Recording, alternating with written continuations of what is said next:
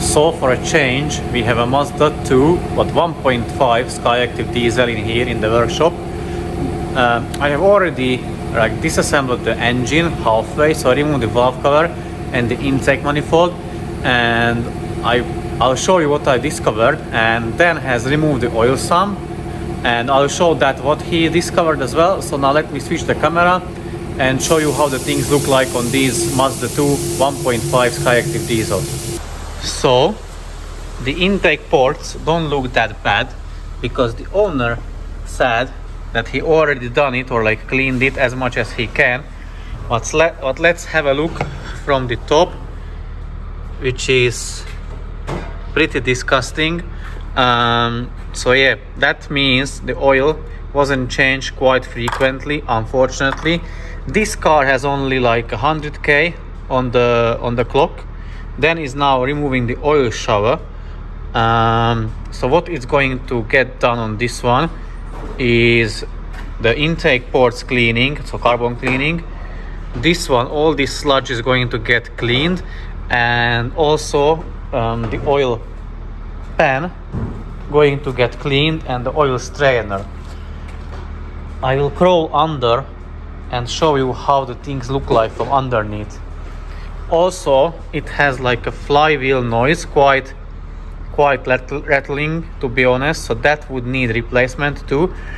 And I mentioned this car already in previous videos, and I told it has 86 mpg, which is great. The reason the DPF is gutted, however, it is not removed from the software, so it still needs map out. So next I'm going to show you the oil the oil pump side of the things, so bottom of the engine, and the next clip you will see after that will be when everything is going to get cleaned, and then I'll tell you a little bit more as well. So here we are from underneath. It is looking a little bit different than the 2.2. So the oil pump is so tiny, and it doesn't have the balancer unit. It just has the oil pump and the strainer, and the strainer looks fairly okay, but we are going to change it anyways for the new one, just to make sure it is fresh and clean, so it won't have any oil pressure problems.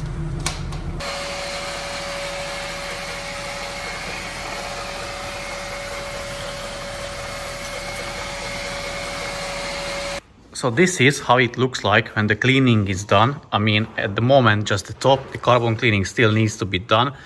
So Dan has cleaned it, and he already had installed the camshaft and the journals and tightened everything down.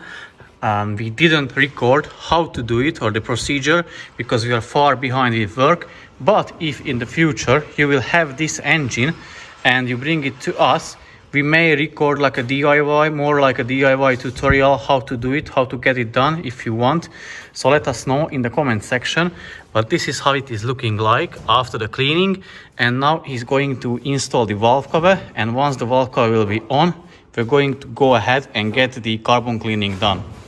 Also, Dan mentioned that I should tell you that these engines also suffer with the pipe underneath the exhaust pressure sensor, which is this, getting blocked. And he had quite difficult time to get it unblocked because the smoke is coming out from here, but the pipe is a lot longer than on the 2.2 Skyactivs, so it all connects from there all the way on the side of the engine block. I'm not sure if you will be able to see it, but you see that triangle shape plate and the pipe, so that's where it connects. So we heat it up with blowtorch, induction heater, and a combination of them, and then blew air inside the pipe, and like a big fireball just shot out from here, from this hole. That's the EGR hole. So now the carbon cleaning is done, or better said, the walnut busting. The ports are clean, and now let me show you on the endoscope as well. So this is how clean we can get them by walnut busting. And now the only thing left to do is reassembling the intake parts, obviously cleaning them too, and then reassembling the car, take it for a test drive, test it, and finally return it to the owner.